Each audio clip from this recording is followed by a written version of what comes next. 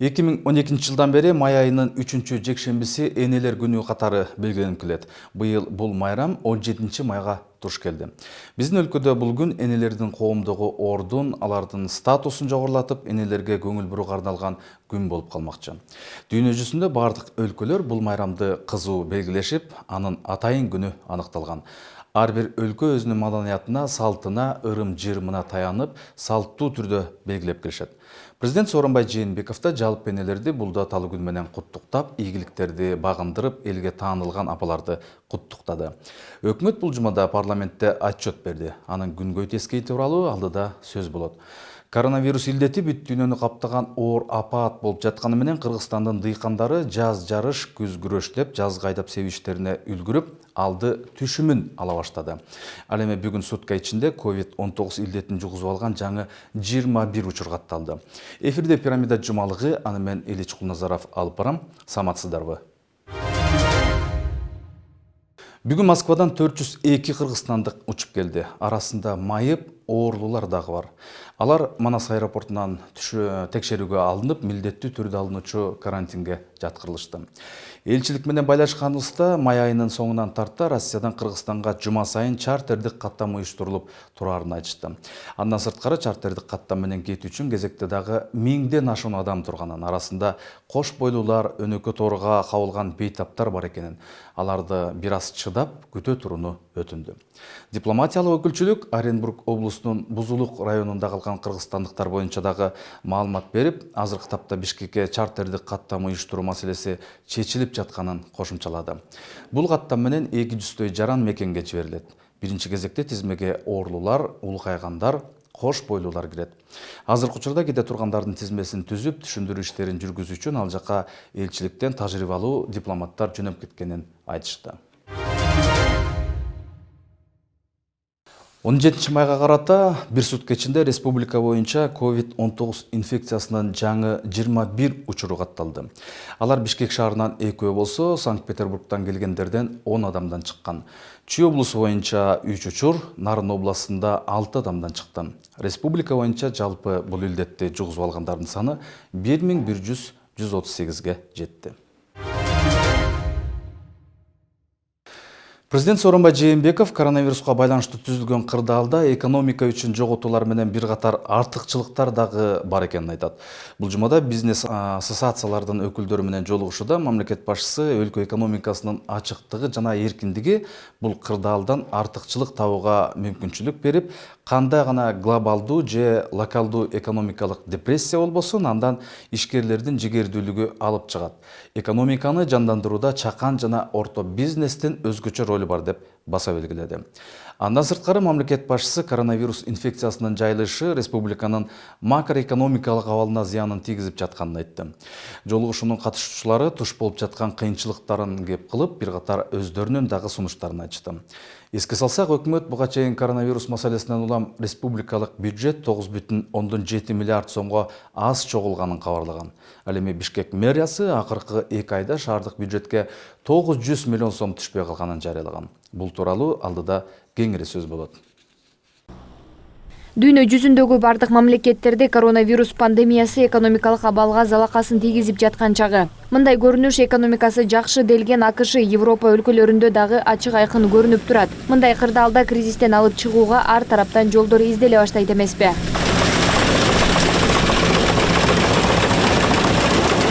Башканы коюп Манасты айт демекчи, дүйнөдөгү экономикасы бай өлкөлөр илдеттен улам кризиске беттелип жатса, алакандай мамлекетибизде абал кандай? Ал тууралуу айта турган болсок, Кыргызстанда коронавирус инфекциясы катталган күндөн тарта элдин саламаттыгы, тамак-аш коопсуздугу өлкө башчысынын көзөмөлүндө. Адистер вирустун таркашынан улам өлкөнүн экономикасына залалы тийип жатканын белгилешүүдө. Мындай учурда бизнес жааты жардамга келет.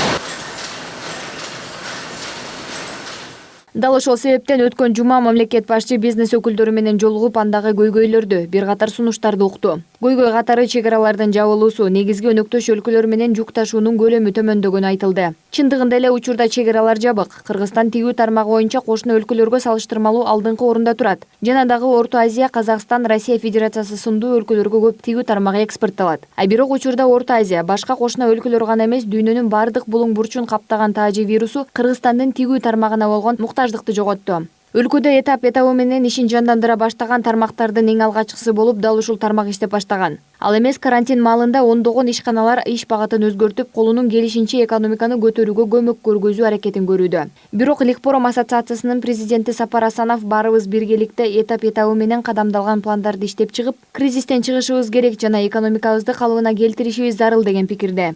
Биздикиндей тигүү тармагынын потенциалы бирде мамлекетте жок. Ошол Россияда деле жок, Казакстанда жок. Ошол Өзбекстанда жок, керек болсо ушул тигүү тармагы боюнча да. Жалпы мындай ишкерлердин баардыгы ушул ачып көрүп, мен мындай товарды, мындай сырьёну алып келишим керек экен, мындай тигишим керек экен, мындай болгондо мындай болот экен деген бир жакшы, бир толук кандуу бир жерде бир жакшы маалымат боло турган болсо, эртеңки келечекте биздин мамлекетти да камсыздандырып, андан сырткары башка кошуна мамлекеттерге дагы жардам берген, экспорт кылганга да жакшы болот эле. Эми ишенебиз, жакын арада границалар ачылып, пандемия бүтүп, Кудай буйрса ишке кирип баштаса, чекесинен биздин ишканалар иштеп баштайт деген чоң үмүттөбүз. Өз сунуштары менен бөлүшкөн бизнес өкүлдөрүнүн бири бизнести жана инвестицияларды өнүктүрүү боюнча кеңештин катчылыгынын жетекчиси Талайбек Койчуманов өкмөт менен бизнестин ортосундагы диалогду активдештирүүнү керек деп эсептейт. Койчуманов фискалдаштыруу, санариптик текшерүү жана салык мыйзамдарын жөнөкөйлөтүү боюнча фискалдык реформа жүргүзүү өзгөчө маанилүү экендигине токтолду. Да, краткосрочные меры, они очень важны сейчас. Жалпысынан чечимдерди болушунча төмөндөтүү зарыл. Бизнес үчүн кризистен чыккандан кийин өтө күчтүү атаандашта укуктук базанын болушу маанилүү. Мыйзамдар коңшу өлкөлөрдүкүнө салыштырмалуу күчтүү атаандаш боло алгыдай болуш кажет. Мындай кырдаалда ата мекендик өндүрүштү өнүктүрүү жана алардын ишмердүүлүгүн ар тараптан колдоо учурдун талабы. Бул багытта бизнес өкүлдөрү президентке атайын план иштеп чыгууну сунушташты. Анда мамлекеттик деңгээлде жергиликтүү продукцияны пропагандалоо каралган. Жыйынга катышкан Темирбек Ажыкулов ВСП+ деген эң мыкты артыкчылыкка токтолду. Анткени дүйнөдө 8 өлкөгө берилсе, Кыргызстан ошолордун бири. Албетте буну мыйзам чегинде мыйзамдарга ылайык ошо өндүрүштүн кошумча нарк чынжырчасы бар эмеспи? Ошонун ар бир элементинде мамлекеттин кандай жардамы керек, кандай колдоосу керек. Ошо фермерден баштап кайра иштеп тиккен ишканага жана ошону саткан ишканага чейинки ушул ортодо процессти биз көзөмөлдөп ар бир этабында дейли мамлекеттин колдоосун, жардамын көрсөтүп алсак. Учурдагы кырдаалда санариптештирүү дагы өз үзүрүн бере баштаганы байкалды. Анткени коронавирустан улам жогорку технологиялар паркы, билим берүү жана илим министрлиги менен биргеликте мектеп окуучулары, студенттер жана мугалимдер үчүн маалыматтык технологиялар жаатында активдүү иштерди жүргүзүп, ал эмес үй карантининде отургандарды онлайн көзөмөлдөө механизмин ойлоп таап, кырдаалга байланыштуу ири иш-чараларды онлайн тартипте өткөрүүгө көмөк көргөзүштү. Ошол себептен Алтынбек Исмаилов президент менен жолугушуусунда акыркы 2 жылда үзгүлтүксүз жүргүзүлгөн санариптештирүү саясаты учурдагы кризистин кесепеттерин жумшартууга өбөлгө болгондугун айтты. 1,5 жылдан бери үзгүлтүксүз жүрүп жаткан санариптештирүү саясаты учурдагы кризистин залакаларын бир топ жеңилдетти деп ойлойм. Азыркы учурда санариптештирүү керекпи же кереги жокпу деген суроо жок. Санариптештирүүсүз келечек болбойт деген жыйынтык бар. Биздин ишканалардын көбүнчөсү карантин учурунда да толук кандуу ишин уланта берди. Программисттер кайда болбосун заманбап технологиялардын мүмкүнчүлүктөрүн колдонуп дистанттык түрдө иштей берет. Демек, жогорку технологиялар паркы аркылуу жүргүзүлгөн саясат экономикабыздагы принципиалдуу жаңы, кризистерге туруштук берген, экспортту жараткан секторун өстүрүп жатканын белгилеп кетишибиз керек. Абалды жакшы түшүнүп турган эл аралык ишкерлер кеңеши антикризистик кырдаалдан чыгууга көмөк көрсөтүүгө, бизнес коомчулукка абалды түшүндүрүүгө жана өлкө өкмөтү менен конструктивдүү иштөөгө даяр. Ишкерлер азыркы абалда жаралган бир катар маселелерди чечүүдө өкмөткө жардам берүүнү көздөйт. Ушул кырдаалдан бир алган сабактар деген бир жыйынтыктарды чыгарышыбыз керек да. Сабактар кандай? Биринчиден, ушул карантиндик чараларды балким келечекте да колдонушу мүмкүн да, азыр эч ким биле албайт. Кырдаал кандай болот? Ошол карантиндик чаралардын так алгоритмин биз билишибиз керек. Биз дагы ага жардам бергенге аракет кылабыз. Мындан сырткары орто мөөнөттүк чаралар боюнча бул албетте биз көптөн бери айтылган жөнөкөйлөтүү, бардык салык болобу, уруксат, лицензия болобу, бардык жактан жол жоболорду жөнөкөйлөтүү. Өлкөнү бул жагдайдан алып чыгуу. Карантинден кийин дагы экономиканы көтөрүү үчүн ЖИА бизнес ассоциациясынын аткаруучу директору Фархат Бакыров ишкерлерге аз өстөк пайызда каржылык колдоо сунушун айтат. Ал канчалык ишкерлерге жакын болуп, жардам берилсе, алар жаңы жумуш орундарын түзүп, салыктарды төлөшөт деп эсептейт. Анткени Кыргызстанда эле эмес, дүйнө жүзүндө болуп жаткан кризистен чыгарууга бизнес өкүлдөрү далалатын токтотпойт. Экинчиси ишкерлерди тейлөө борбору боюнча учурда экономикалык кризистен бат чыгуу боюнча ишкерлерди колдоо борборлорун регионду ачуу боюнча сунушубуз бар. Бул жерде негизи ишкер маалымат, кеңеш, окутуу программалары, андан кийин жаңы ишкер болом деген биздин мекендештерге жардам бере турган программалар, андан кийин ошол эле жерде мисалы коммерциялык банктар, нотариус, башка донордук программалар ушундай ассоциациялардын алдында ишкерлерди колдоо борборлорун ачып, ал жерге ушу мамлекеттик кызматтарды дагы кошуп берүү мүмкүнчүлүгүн карап берүү боюнча кайрылып жатат. Кыска жана узак мөөнөттүү антикризистик программаларды иштеп чыгуу процессине бизнес коомчулугун активдүү тартуу. Өз кезегинде мындай сунушту президент Сооронбай Жээнбеков өлкөнүн бизнес ассоциацияларынын өкүлдөрү менен жолугушуусунда өкмөткө сунуштады. Мамлекет башчысы учурдагы кырдаалда ишкерликти колдоого багытталган чараларды өз маалында ишке ашыруу зарылдыгын белгилеп, бизнес үчүн жагымдуу шарттарды түзүү жана экономиканын артыкчылыктуу секторлорун колдоо керектигин белгилөө менен өкмөткө бир катар сунуштарды айтты. Акыркы күндөрдө сиздер тараптан мамлекет бийликке дагы көп кайрылуулар болду. Көп ойлор айтылды, көп каттар чыгып атат менин дарегиме дагы. Ушурда сиздер көтөрүп жаткан көйгөйлөрдү, ошол кемчиликтерди кечиктирбей, ачык айкын мына талкуулай турган мына зарылды чыкты. Ошондуктан бүгүн негизинен мына сиздер менен ошо бирге сиздер көтөргөн ошол сунуштарды, ошол маселелерди чогуу талкуулайлы деп чогулттук. Сунуштардын катарын санарип экономиканы тездетилген түрдө киргизүү зарылдыгы толуктады.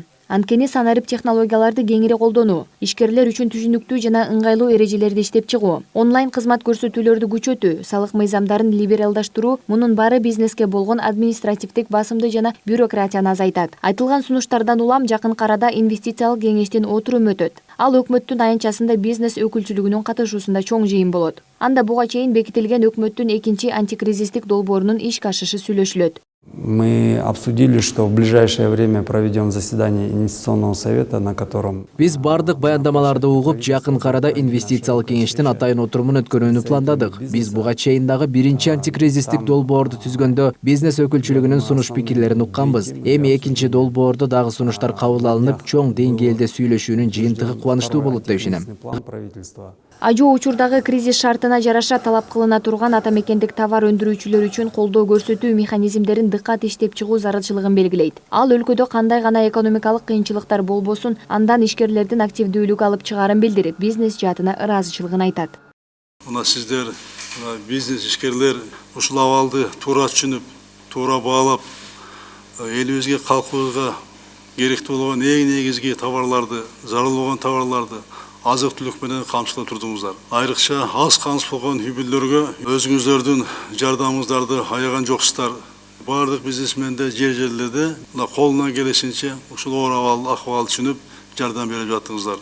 Социалдык жоопкерчиликти алуу жана элибизге камкордук көрсөтүү менен сиздер бизнесмендер биздин мамлекетибизди ушул илдетке каршы күрөшүү, ушуга туруштук берүүгө абдан чоң салым коштуңар. Мен мына сиздерге өзүмдүн атыман, жалпы элибиз атынан терең ыраазычылык билдирем. Мамлекет башчысынын бизнес өкүлдөрүнө ыраазычылык билдирүүсүнүн жөнү бар. Анткени учурдагы кырдаалды эле эмес, буга чейинки жылдарда деле бизнес тармагын мамлекет колдоп келген. Алсак айыл чарба тармагы. Айыл чарба багыты Кыргызстандын эң артыкчылыктуу багыттарынын бири. Мындан улам региондорду өнүктүрүү менен бирге элет жериндеги кичи жана орто ишканалар кайра иштетүү менен алектенүүдө. Дыйкандарга техника берилип, карантин маалында дагы тетиктерди сатып алууга уруксат берилди. Жалпылап айтканда, жеңилдетилген түрдө дыйкандарга өткөн жылы 3000ден ашуун техника берилди. Дыйкандын киреше булагы токтоп калбайбы? Кирешеси болсо өзүңүз билгендей айыл чарба продукцияларын сатып өткөрөт.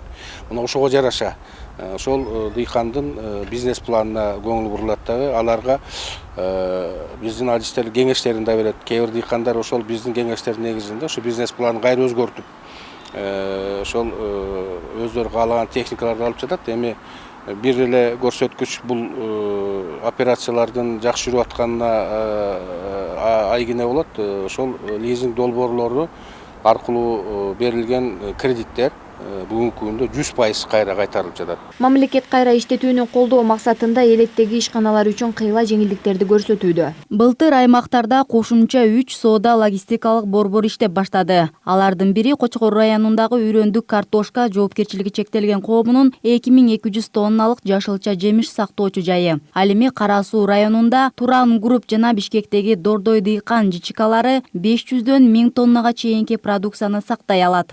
Алдыңкы жылдарга дагы экономиканы көтөрүү. Бизнести колдоо үчүн 2021 жылдын январь айына чейин ишкердик субъекттерди текшерүүгө тыюу салынган. Аймактардагы бизнес долбоорлорду каржылоого өткөн жылы 2 миллиард сом бөлүнгөн. Ага ылайык кичи жана орто ишкана жашылча жемиштерди сактоо үчүн, ошол эле ишканалардын продукциясын экспорттоо үчүн 2023 жылга чейин айыл чарба азык түлүктөрүн сактай турган 11 логистикалык борбор, 20дан ашык сактоочу жай курулат. Айыл чарба продукциясын кайра иштеткен ишканалар үчүн кошумча нарк салыгы 80%га кыскартылды. Атап айтсак, ар бир кызматкер орточо эсеп менен буга чейинки 1500 сомдун ордуна азыр орточо алганда 400 сомдон төлөй баштады. Ушул эле ишканалар үчүн социалдык төлөмдөр 27%дан 12%га азайды. Бул мыйзам быйылкы жылдын январынан тартып күчүнө кирген. Экспорттолчу продукциялардын сапатын текшерүү үчүн эл аралык стандарттагы 19 вет жана 4 фитосанитардык лаборатория иштөөдө. Для разработки сердца этого электронного государства. Санариптештирүү тууралуу айта турган болсок, түндүк системасына кошулган мамлекеттик органдардын кызматтарын электрондук түрдө алуу алдаганча жеңилдеп, адам фактор азайды. Кээ бир товарлардын түрлөрүн экспорттоого жана импорттоого лицензияларды берүү максатында кызматтар автоматташтырылууда. Өлкөдө аткарылып жаткан бул иштердин баары инвестициялык климатты жакшыртууга кызмат кылууда.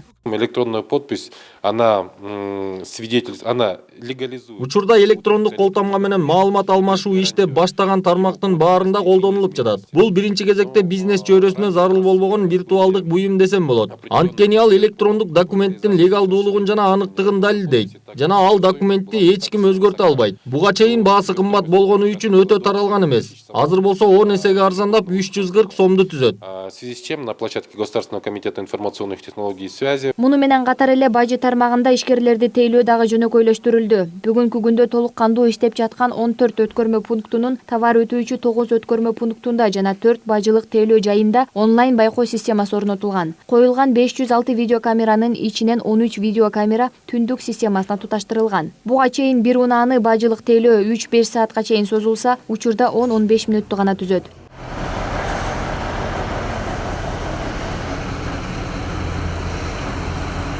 Өткөн жылдын көрсөткүчтөрүн ала турган болсок, анда ИДП 4,5%га өстү. 14 000 туруктуу жумушчу орундары түзүлүп, чет элдик инвестициялардын көлөмү 876 миллион долларга чейин жогорулады. Андан тышкары мамлекеттик жеке өнөктөштүктүн алкагында 24 долбоорду ишке ашыруу башталды жана бизнес акыйкатчы институту киргизилди. Ушул жылдын аягында кандай натыйжалар болот? Алдын ала айтууга али эрте. Анткени баары эпидемиологиялык жагдайдан көз каранды болуп калды. Бирок азыр бизнес чөйрөсүнүн өкүлдөрү кризиске каршы пландарды иштеп чыгууга катышууда. Дал ушундай жол менен биригип, адистердин айтымында пандемиянын экономикага терс кесепеттерин азайтып гана койбостон, өнүгүүнүн жаңы баскычтарын түзүүгө болот. Айза Камчыбекова, Нурдан Карипбеков, Пирамида жумалыгы. Ош облусунун Араван районунда дыйкандар алгачкы түшүмүн ала башташты. Жылдыга салыштырмалуу быйыл дыйкандар 10-12 күнгө түшүмүн эрте алып сатыкка чыгарышты. Районда бышкан жашылча жемиштер өлкөнүн 7 дубанына жөнөтүлүп, ички рынокты камсыздоодо. Ал эми май айынын башында аймакта кулпунай дагы бышып, териле баштады. Эмгеги экеселеп кайткан дыйкандар бул жылы пахта аянтын 350 гектарга азайтып, жашылча жемишке басым жасашкан. Быйыл өлкөдө дыйкандар жасмык, соя, буудай, жүгөрү, пахта, тамеки, төбурчак эгүүнү, жашылча жемиштерди жана көп жылдык чөптөрдүн аянтын көбөйтүшкөн. Ал эми пандемия учуруна карабай, өкмөт тарабынан дыйкандардын ишкердигин каржылоо колго алынып, жеңилдетилген насыяларды берүү улантылып жатат. Бул багытта Тайын финансылык институттар атамекендик өндүрүүчүлөрдү жана ишкерлерди колдоо үчүн бир катар программаларын дагы иштеп чыгышты. Айтсак, Орус-Кыргыз өнүктүрүү фонду насыянын минималдуу чегин $200 000 $100 000 чейин кыскартты. Жалпылап карай турган болсок, арпа, буудай, картошкадан баштап жашылча жемиштерге чейин айдап, күзүндө түшүмүн жыйнаган дыйкандар кесипкөй агрономдорго өтө муктаж экен. Азыр аймакта андай билимдүү адистердин жоктугунан айылдыктар окумуштуулардай эле эксперименталдык иштер менен алек. Эрте жаздан кеч күзгө чейин талаада жүргөндөр жер семирткичтердин кайсы түрүн качан, кантип колдонуп, өсүмдүк, мөмөлүү дарактарды отоо чөп, зыянкечтерден арылтуу жолдорун ар кимден сурап иш кылууда. Учурунда чет жактан келген ар кыл химиялык заттарды ыксыз пайдалана берип, айдоо жерлер жараксыз абалга чейин жеткен учурлар дагы бар экен. Бирок бул тармакта минималдуу чыгым менен мол түшүм алуунун жолдорун өздөштүргөн заманбап фермерлер дагы жок эмес. Мына ушул айыл чарба тармагындагы абал тууралуу кесиптешим Сүйүнай Тагайева кененирээк айтып берет. Февраль айында эгин эгүүгө киришкен Араван районунун дыйкандары жазгы түшүмүн алып, учурда аны сатып жатышат. Озода Мырзаева мындан бир нече жыл мурун колпунай багууну өздөштүргөн. Жылда эрте жазда анын түшүмүн алууга көнүп калган дыйкан учурда күнүнө 60 килограммдан ашык колпунай сатып жатыптыр. 3 yıl oldun ekkanmiz, 3 yıldan beri hosil olamiz. Бул кулпунайды 3 жыл мурун олтургузганбыз. Ошондон бери эрте жазда түшүмүн берип келет. Кулпунай өтө жакшы, бирегип жакшы карасаң түшүмүн бере берет. Азыр күнүнө 70 килограммдай түшүм алып сатып жатабыз. 70 kilo чыкады. Hosil даромат жакшы. Ушул эле аймакта 40 гектар жерге эгилген көк сарымсак ички рынокдагы чыгарылып, дыйкандар аны дөңүнөн бир даанасын 5 сомдон сатып жатышат. Жалпы 182 гектар жерге эгилген капуста, картошка, жашыл жемиштин басымдуу бөлүгү Чек-Абад айылында өстүрүлөт. Жолдорубузду ачып берип, соода саттыкка кеңири жол ачып берип, мамлекет түз берген үчүн, шарт түз берген үчүн элдер аябай ыраазы. Мисалы, бүгүнкү күндө теплицадан чыккан бадырың, помидор, капустабызды сатып бүттү элдер. Ал эми ачык талайга чыккан капустабыз, клубникабыз, картошкабыз азыр сатылууда да. Азыр мына чеснокторубуз, момолу дарактардан гиластарыбызды элдер сатып атат. Дыйканчылыкта жаңы ыкмаларды колдонуу менен түшүмдүүлүктү арттырууга мезгил жеткенин түшүнүп калган фермерлер быйыл жашылча жемиштердин аянтын 200 гектарга көбөйткөн. Адистер түшүм мол болуш үчүн суат суу, жер семирткич жаатында маселе жок экендигин айтышат. Ал эми пахтанын баасы арзандап жаткандыгына байланыштуу анын аянтын 350 гектарга азайтышкан. Кыйынчылык болгон убактарда дагы бүгүнкү күндө 2020 жылдын бүгүнкү май айында бизден суга суусу боюнча эч кандай болгон жок. Суга суу жетиштүү деңгээлде болуп атат. Дыйкандар суу боюнча эч кандай маселе көтөргөн жок. Дыйканчылыктар жакшы кетип атат. Ал эми жер семирткичтер боюнча бизде бүгүнкү күндө жер семирткичтер бардык бизде 6 ушу чоң жер семирткич алып келеткен жеке ишкерлер бар. Муну менен катар Ош облустунда багбанчылык аянты дагы жыл сайын көбөйүүдө. Маселен, алча түрлөрүнүн аянты акыркы 2 жылда 500 гектарга кеңейтилген. Бул жемиш бактары алма бактардын ордун ээлеген жана көп киреше бергени менен өзгөчөлөнөт. Республикадагы жарандардын 70-ке жакын пайызы аймакта жашагандыктан аларга негизги киреше айыл чарбачылыгынан түшөт. Мындан улам өкмөт тарабынан дыйкандардын ишкерлигин каржылоо колго алынып, жеңилдетилген насыялар берилип жатат. Ошондой эле өкмөт өлкөнүн машина трактордук паркын жаңылоо жана модернизациялоо жаатында мамлекеттик лизинг долбоорун улантууда. Анын алкагында 2937 даана техника дыйкандарга берилди.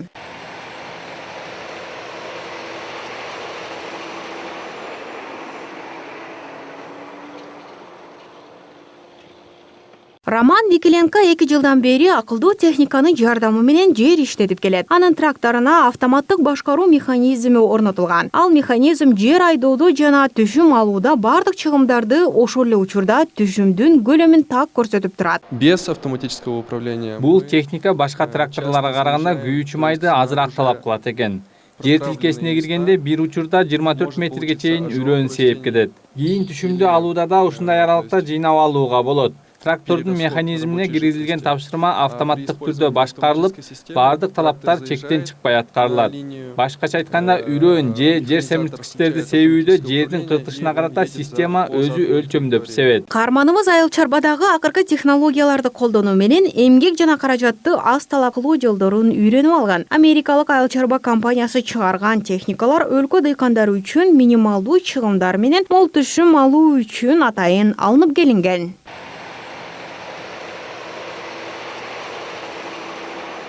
Капарбек Исмаилов болсо алыскы Чаткал районунун Канышкыя айыл өкмөтүндө агроном болуп эмгектенет. Айыл бийик тоолуу аймакта жайгашкандыктан дыйкандар жылына бир жолу түшүм алганга мүмкүнчүлүк бар. Кезинде дыйкандар билип билбей жер семирткичтерди колдонуп, жердин кунардуулугун төмөндөтүп алышкандыгын, учурунда ага көзөмөл кылган эч ким болбогондугун айткан дыйкан соңку кездерде бул тармакка өзгөчө көңүл бурулуп, фермерлерге жер иштетүүнүн туура жолдору көрсөтүлүүдө. Ал үчүн атайын окуу, семинарлар өткөрүлүп жаткандыгын дагы белгилейт. Биз окуп кеткен максатыбыз баары дыйкан фермерлерге ушул жерде окуган жакшы үрөндү кантип алуу, сапаттуу үрөндөрдү кантип алуу, жерди кандай иштетүү боюнча жакшы түшүндүрмөлөрдү берди. Жана кайсы түшүмгө кандай селитрларды берүү боюнча дагы түшүндүрмөлөрдү берип кетти.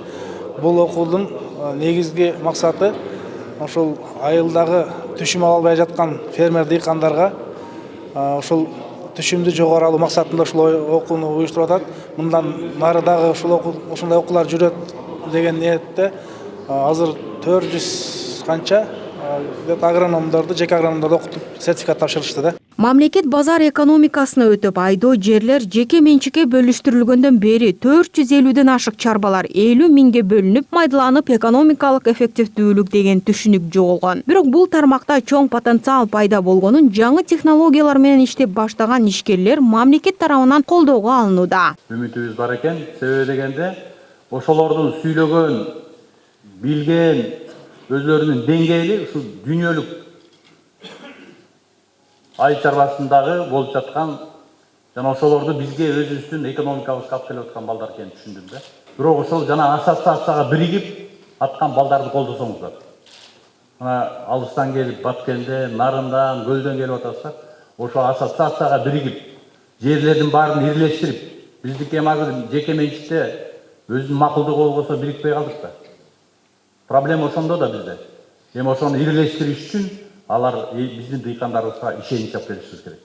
2013 жылдан баштап айыл чарбасын каржылоо боюнча атайын программалар иштеп, бул үчүн 7 жыл ичинде 34 миллиард сом каражат бөлүнгөн. Быйылдагы айыл чарбасын каржылоо 8 программасынын алкагында мамлекет тарабынан 6 миллиарддан ашык каражат бөлүнүүдө. Анда үрөн чарбаларга, асыл тукум өстүргөн ири чарбаларга артыкчылык берилет. Негизги максат аталган тармактын экспорттук потенциалын жогорулатып, дүйнөлүк экономикага интеграциялоо. Мен ойлойм, айыл чарбасын каржылоо 8 долбоор эң негизинен кошумча нарык чыгынчасын колдонуу менен кластердик ыкмага өтүүгө биринчи мындай жол ачып атат да. Ушулардын баардыгы мен ойлойм айыл чарбасын бүгүнкү күндө биз мындай кеткен акчалардын баардыгын бүгүнкү күндө мындай жакшы иштерге, жакшы максаттарга колдонулат деген чоң ишеничтебиз. Себеби дегенде ири чарбалардын бүгүнкү иштеши мен ойлойм биздин ушул ирлештирүү жана региондорду өнүктүрүү максатында жакшы иштерге алып барат. Ал эми Кыргызстандын азык-түлүк коопсуздугун камсыз кылуунун деңгээлин баалоо максатында эң керектүү тамак аштын 9 түрү аныкталган. Нан жана дан азыктары, картошка, жер жемиш, жашылча жана бакчалар, кант, өсүмдүк майы, сүт жана сүт азыктары, эт жана эт азыктары, ошондой эле жумуртка. Ал эми Орус-Кыргыз өнүктүрүү фонду түптөлгөн жылдан бери эле айыл чарба тармагына өзгөчө көңүл бурулуп келет. Бул иретта ишкерлерге, дыйкан фермерлерге жеңилдетилген насыя берүү жолун иштеп чыкты. Анда эт, сүт азыктарын жана балык чарбаны өнүктүрүү каралган. Быйыл 4 айдын ичинде кепилдик фонддун активдери 102%га өсүп, 1 миллиард 225 миллион сомду түзгөнүн адистер белгилешет. Бул аралыкта болжол менен 204 миллион сомго 600дөн ашуун кепилдик берилгенин жана өткөн жылга ал салыштырмалуу 400%га өскөн. Процентная ставка льготная для данных.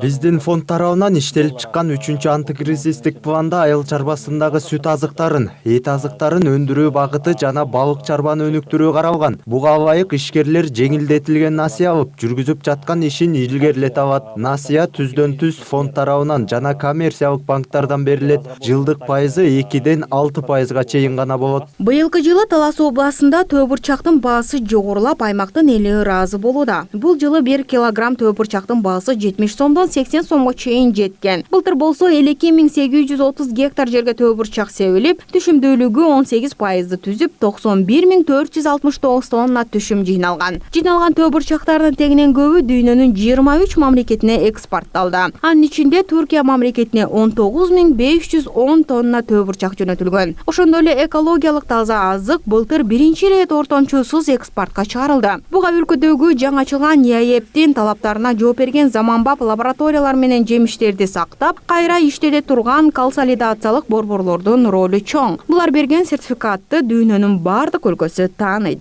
Сүйүнай Тагайова, Жантай Маккенов, Пирамида жумалыга. Жогорку Кеңеш өкмөттүн 2019 жыл үчүн берген отчетун канааттандырарлык деп тапты. Жыйынга катышкан 101 депутаттын 96-сы макул деп, 5-өө каршы добушун берди. Отчет учурунда албетте өкмөттү каарып өткөндөр дагы болду. Кризистен улам жаралган экономикалык, социалдык кыйынчылыктар, бюджет, чек ара, тышкы карыз, кадр саясаты тууралуу суроолор берилип, өкмөт өзүнүн берген убадасынан өтөөсүнө чыккан жок деп премьерди жарга такагандары да болду. Премьер-министр Мухаммедкалый Абылгазиев 2019 жылы ички дүң өнүмдүн 4,5% өсүшүн, Кыргызстандын эл аралык рейтингге көтөрүлгөнүн белгилеп, муну өкмөттүн ийгилиги катары баалады. Абылгазиевдин 1 жылдык отчетунун баяндамасы коронавирус дартына байланыштуу көйгөйлөр күчөп турган маалга туш келди. Мына ушул вируска каршы күрөштө дагы өкмөттүн ишинин чабалдыгына катуу сындар айтылды. Андан башка эң көп сын пикир бюджеттин аткарылбаганы менен байланыштуу болду. Ошентип парламент өкмөттү сындады дагы кайра колдоду. Алдыда өкмөттүк отчет боюнча сюжетти сунуштайбыз. Көп жылдардан бери Бишкек шаарында жашап келе жаткан Жанара Жусубалиева мамлекеттик ипотекалык компания аркылуу батирлүү болду. Үйлүү болгондугуна кубанып турган каарманыбыздын кубанычында чек жок.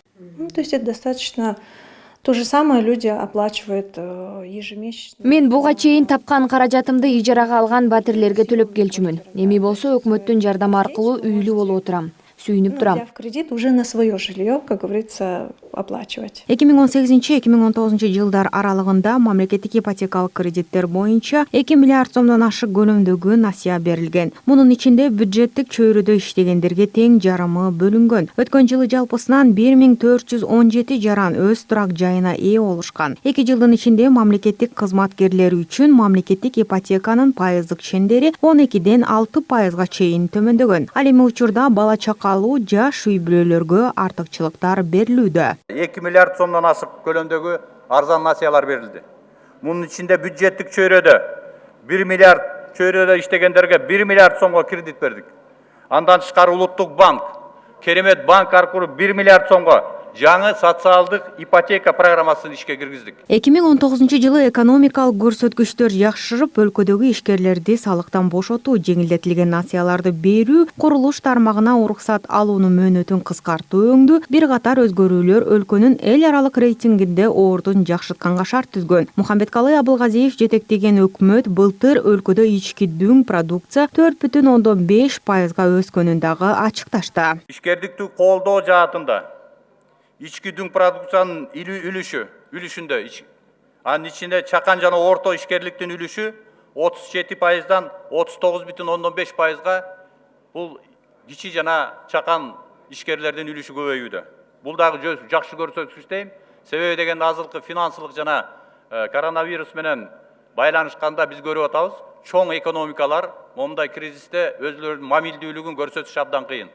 Биздин экономикабыз ушул чакан жана орто бизнестин өнүгүшү биздин мобилдүү орусча айтканда диверсификация кыла турган экономиканын түзүлүп аткандыгын көрсөтүп жатат. Ошондой эле социалдык экономикалык көрсөткүчтөргө жана үстүбүздөгү 2020 жылга карата пландарын жана көйгөйлүү маселелерин айткан өкмөт башчы узап кеткен жыл саясий жана маданий окуяларга бай болуп, өкмөттүн ишинде макроэкономиканы турукташтыруу, социалдык кырдаалды жакшыртууда ийгиликтер бар болгон. Алсак өткөн жылы өлкө жарандарын жумуш менен камсыздоо багытында алгылыктуу иштер аткарылган. Маселен, кайра иштетүүнүн 89 ишканасында жаңы жумуш орундары түзүлүп, өндүрүлгөн продукциянын көлөмү 30 миллиард сомдон ашты. Жалпысынан 289 миллион сом доллар суммасына айыл чарба продукциясы экспортталып, ал 23%га өскөн. Ал эми үчүнчү өлкөлөргө экспорт 54%га чейин жеткен.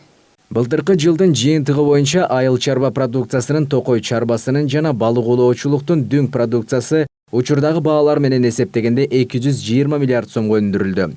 Өсүү темпи 2018 жылдын деңгээлине карата 102,6% түздү. Айыл чарба продукциясынын көлөмүнүн өсүшү өсүмдүк өстүрүүчүлүк продукциясынын өндүрүүнү 2,6% жана мал чарбасын 2,5%га же дээрлик 104 миллиард сомго көбөйтүү менен камсыздалган. Жалпысынан 2019 жылы айыл чарба өсүмдүктөрүн себүү аянты 1216 гектарды түзүп, өткөн жылга салыштырмалуу 1800 гектарга көбөйгөн. Ал эми 2536 ар түрдүү типтеги күнөсхана курулган. Алардын ээлеген аянты 203 гектарды түзөт. 2018 жылга салыштырмалуу күнөсханалардын аянты 30 гектарга кеңейген. Ал эми ирригация иштери өлкө башчысынын приоритеттүү багыттарынын бири. Мындан улам 2026 жылга чейин ирригацияны өнүктүрүүнүн мамлекеттик программасы кабыл алынган. Аны ишке ашырууга жалпы 59 миллиард сомго жакын каражат керектелет. Жыйынтыгында 66,6 миң гектар суга жерлер пайда болуп, 10 миңге жакын гектар жер насостук системадан өзү агуучу сугарууга өтөт. Мында электр энергия үнөмдөлүп, 50 миң гектар жердин мелиорациялык абалы жакшырат. Ошондой эле 245 миңден ашык жаңы жумушчу орну пайда болот. Мындан улам 2023 жылга чейин 31 ирригациялык объект ишке кирип, 36 жаңы суу топтому курулат.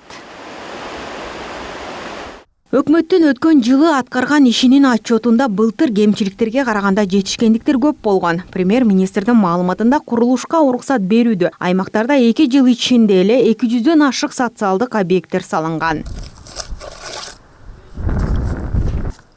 Мына ушул курулушка уруксат алуу документтерди берүү убактысы буга чейин 180 күн болсо, азыр 33 күнгө кыскарды. Жыйынтыгында бизнести колдоо, аларды текшерүү 8 эсеге кыскартылып, камсыздандыруу взносторунун тарифтери 27ден 12%га чейин азайтылды. Ошондой эле жаңы өнөр жай ишканалары 5ден 10 жылга чейин салыктын 4 түрүнөн бошотулду. Ал эми кайра иштетүү ишканалары кошумча нарк салыгынан 80%га чейин жеңилдик алган.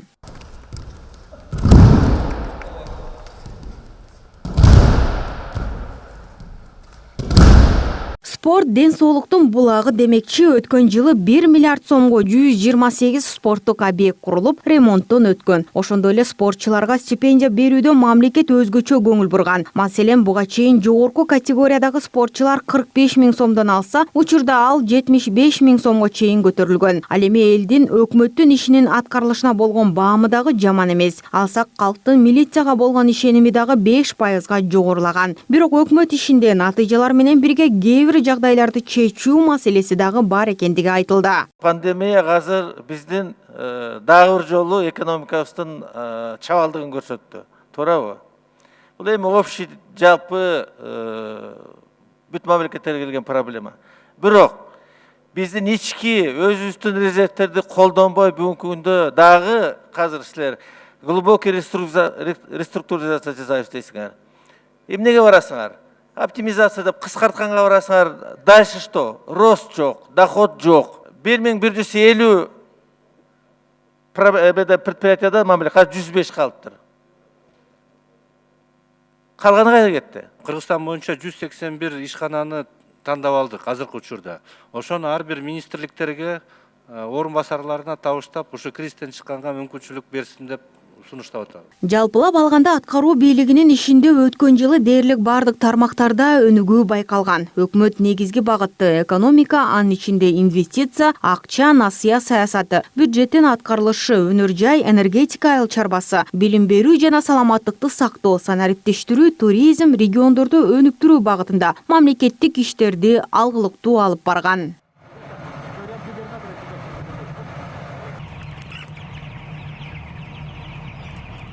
Белгилей кетсек, буга чейин жогорку кеңештин бардык комитеттери жана коалициялык көпчүлүк өкмөттүн 2019 жылга карата отчетун канааттандырарлык деп тапкан. Аткаруу бийлигинин өткөн жылдагы ишин дагы дал ушул жумада карап парламенттин жалпы жыйынында талкуулашкан. 19 жылы Жакшы жылдардан болду. Жылыштар болду, бирок кемчиликтер да болду. Андан соң ушул эле апта ичинде алдыдагы жылдары аткарыла турган бюджеттин мыйзам долбоору дагы каралды. Анда белгилүү болгондой, үстүбүздөгү жылы мамлекеттик казынанын киреше бөлүгү 30 миллиард сомго чейин азаяры маалым болду. Бул коронавирус пандемиясы жана өлкөдөгү өзгөчө кырдаал шартына байланыштуу. Анткени өлкөдө карантин жарыялангандан бери бир топ ишканалар ишин токтоткон. Салык жана бажы тармагынан түшкөн кирешелер азайган. Мунун кесепетинен экономикага бир топ зыян келген. Андыктан келерки жылдын бюджетинин чыгаша бөлүгүн өзгөртүү маселесин өкмөт буга чейин эле демилгелеген. Сырттан болгон таасирлердин жана белгиленген ички факторлордун негизинде экономикалык ишмердүүлүк басаңдады. Өткөн жылдын апрель айына салыштырмалуу бул апрелге салыштырганда өнөр жай 14%, курулуш 13%, кызмат көрсөтүү чөйрөсү 22,4%, айыл чарбасы 2,7%-га төмөндөдү. Ал арада 2020 жылдын мамлекеттик бюджетинин киреше бөлүгү 132 миллиард 900 миллион сом, чыгашасы 161 миллиард сом деп болжомолдонгон. Ортодогу ажырымды жабуу үчүн тышкы донорлордон жана ири дүйнөлүк каржы уюмдардын көмөгү керектелет. Грант катарында Европалык бирликтин билим берүү секторун колдоо программасы 9,9 миллион АКШ, жана социалдык коргоо секторун колдоо 5,4 миллион АКШ доллары, максаттуу каражаттар болуп саналып, саламаттык сактоо министрлиги боюнча Дүйнөлүк банктын 2,5 миллион АКШ доллары, Азия өнүктүрүү банкынын өзгөчө жардам долбоору боюнча 2 миллиард сом, 24,8 миллион АКШ доллары. Ал эми карантин учурунда 460 миңден ашык үй бүлө азык түлүк менен камсыз болуп, салык төлөмдөрү, насыялар, коммуналдык тейлөө үчүн төлөмдөр 3 айга жылдырылган. Өкмөт иштеп чыккан экинчи антикризистик пландын алкагында салык жана социалдык төлөмдөн карызы барларга жеңилдик берилет. Жаңы эрежеге ылайык аталган карыздар ушул жылдын аягына чейин төлөнсө, толугу менен туумдан дагы бошотулат экен. Капиталды жана мүлктөрдү легалдаштыруу, салык жана социалдык төлөмдөрдүн мурунку жылдан бери топтолуп келаткан карыздарды реструктуризация кылуу, мамлекеттик жана муниципалдык мүлктү пайдалануу боюнча ижараны ушул өзгөчө абал, өзгөчө кырдаал учурунда токтоп калган ишканаларга жооп берүү, бошотуу. Жана кепилдик фондду күрөө маселесин чече турган максатта кошумча капиталдаштыруу. Жана мен айтып кеткендей, жеңилдетилген каржылоо бериш үчүн атайын антикризистик фонд түзөлүү деген пландар бар. Ошондой эле бул жылы региондордун өнүгүүсү дагы көз жаздымда калбашы керек. Аларга берилүүчү каражаттарды кыскартпоо демилгесин эл өкүлү Жыргалбек Турсункулов сунуштады. Региондорду өнүктүрүү грант Steam грантты алып койсок, анда кантип өнүгөт? Анда айыл өкмөттөр жоюу керек эле. Ошон үчүн муну сөзсүз түрдө калтырыш керек. Буга акчаны табыш керек. Муну кыскартпаш керек. Өкмөт демилгелеген 2020 жылга республикалык бюджети жана 2021-2022 жылдарга карата болжолу жөнүндө мыйзамына өзгөртүүлөрдү киргизүү тууралуу мыйзамдын долбоору биринчи окууда кабыл алынып, экинчи окууга жөнөтүлдү. Буга чейин бюджет жана финансы боюнча комитет жана экономикалык фискалдык саясат боюнча комитети аны караган болчу. Ошентип пандемия убагына туш өкмөт парламентте былтыркы жыл үчүн отчет берди. Бир катар сын талкуу кептерге карабай жогорку кеңеш өкмөттүн кезектеги отчетундагы кабыл алып берди. Тагыраагы парламенттин 96 депутаты өкмөттүн аткарган ишин колдоого макул болуп, 5 каршы чыкты. Мухамбеткалы Абылгазиев ушуну менен өкмөт башчы катары 3-чү жолу отчет берип жатат. Ал премьерлик кызматын мындан 2 жыл мурун баштап, 2010 жылдан бери эң узак мөөнөттө карым алган өкмөт башчы болуп келет.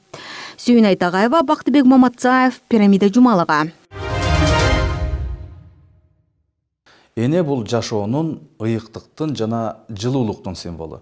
Бүгүн Кыргызстанда эң бир аруу, өзгөчө жылуулук жана ыраазычылыкка толгон маанилүү майрамдардын бири белгиленип жатат. Майрамдын алдында мамлекет башчысынын атынан куттуктоосу жана ыраазычылык сөздөрү өлкөнүн өнүгүүсүнө зор салым кошкон балдарды тарбиялаган энелерге айтылып, белектер тапшырылды. Апалардын сабырдуулугуна, мээримине канча сөз айтсак дагы аздык кылар. Алдыда апалардын майрамына карата даярдалган материалды сунуштайбыз. Кыска маектешүүлөр, узак күтүү, ишеним жана үмүт. Эненин сезими өтө сезгич жана назик келет эмеспи? Каарманыбыз Ольга Прыткова акыркы 53 күндөн бери кызы Надежда Прыткованын үнүн телефон аркылуу гана угуп, аз да болсо видео аркылуу маектешип, жаны жай алганы менен ойлорунун баары кызында. Анткени кызы Надежда марттын 22-синен бери республикалык клиникалык жугуштуу оорулар ооруканасында коронавируска кабылган бейтаптарды даарылап, күнү-түнү ден соолуктун күзөтүндө кызмат кылып жатат. У нас все проходит быстро, она пока вот заполняет. Биздин сүйлөшүүлөр ушундай кыска. Кээде сүйлөшкөнгө дагы чамасы келбей калат. Баласы экөөбүз андайды түшүнүү менен кабыл алабыз. Болгону өзүнүн ден соолугу үчүн корком. Буюрса баары жакшы болуп, билдетен арылсак, сагынычыбызды таркатып алабыз. Башкысы өлкөбүздө баары жайында болсо экен деп тилеп отурам. Ольга Николаевнанын кызы Наталья 4 жылдан бери ар кандай вирустар менен күрөшүп, адамдарды кыйынчылыктардан сактап келет. Белгилей кетсек, кызы башталгыч класста эле учурдагы кесибин тандоону чечкен. Она сама выбирала себе эту профессию, у нее было стремление где-то с класса. Кичинекей чагында ар кайсыл кесипти айтчу, бирок 5-6 класстан баштап эле дарыгер болууну самады. Окууда дагы үлгүлүү, айтылган тапшырмаларды так өз учурунда аткарган кыз болчу. Кийин жогорку окуу жайга тапшырганы дарыгер инфекционист болууну чечти. Биз макул болдук. Анан минтип коронавирус башталганы күнү-түнү өз милдетин аткарып жатат. Энелер күнүнүн алдында ушундай баланы тарбиялагандыгы үчүн ыраазычылык белгиси катары улуттун ден соолугу үчүн темир калкандай болуп, күнү-түнү ден соолугун тоокелге салып иштеп жаткан кызды тарбиялаган Ольга Николаевнаны Кудайберген Базарбаев президент Сооронбай Жээнбековдун атынан ыраазычылык белгизип, энелер күнү менен куттуктады. Президент Кыргызской Республики Сооронбай Жээнбекович Жээнбеков лично вас поздравляет. Спасибо большое. Выражает вам свою благодарность за то, что вы воспитали такую прекрасную дочь. Спасибо.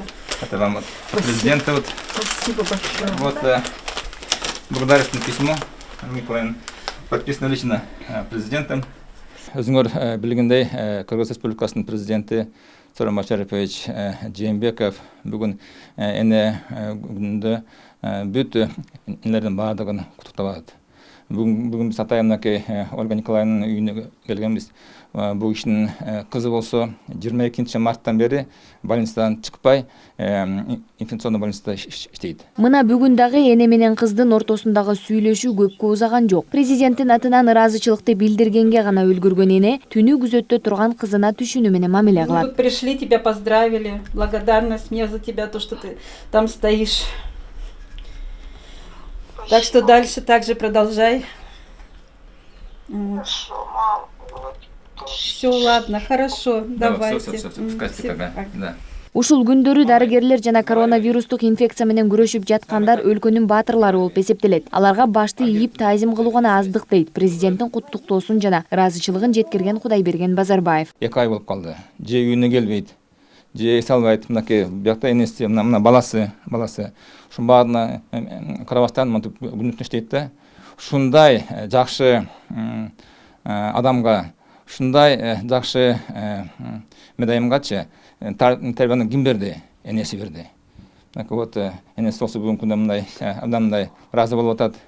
Бизден президентибиз Сооронбай Жээнбекович жеке ушул үйлөгө көңүлүн буруп, ушул үйлө аркылуу бүт Кыргызстандагычы энелерди байрам менен куттуктабат. Эң кубанычтуу жана толкундата турган учур эне үчүн баласын мактоону башкадан угуу болсо керек. Ал эми ыраазычылыкты бүтүндөй коомчулук айтып жатса, эненин бул сезимин сөз менен айтып жеткирүүгө болбойт дейт Ольга Прыткова. Конечно, большое спасибо за все.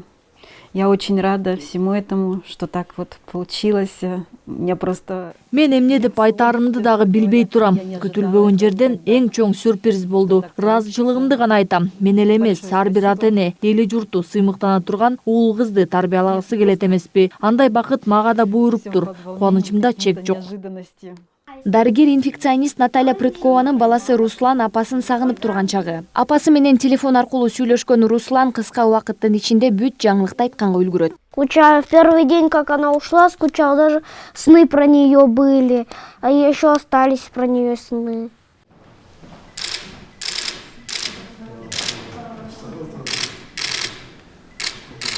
Эне баланын ыйын, ызасын жана кыйналганын көрбөшү керек. Энеге тарбиялаган уул кыздын урматына ээ болуп, сыймыктанган гана жарашат. Эмгеги жана таланты менен өзгөчөлөнгөн кыргызстандыктардын энелерине президенттин аппаратынын кызматкерлери жана Талас, Ысык көл, Ош, Баткен облустарынын жетекчилери куттуктоолорун жана белектерин тапшырышты. Көп балалуу үй бүлөдө тәрбиелеген балдар өзүнчө башка болот. Ал жер өзүнчө мекен болот. Бирине болгон мамиле башка болот. Айда сүйүү башка болот. Бир тууган ата-эне деген өз үйдө турмуш көрсөтүп атат. Айрыкча ошо көп баладан тәрбиеленип чыккан балдар мекенге, элге, жерге алардын сезими башка, патриоттугу башка, чындыгы менен мына кызмат кылышат. Балдарыңыздардын, кыздардын урматын, кызматын, жакшылыгын көрүңүздөр, ийгиликтерин көрүңүздөр. Ошолордун урмат сыйында өнүгүп жүрүңүздөр.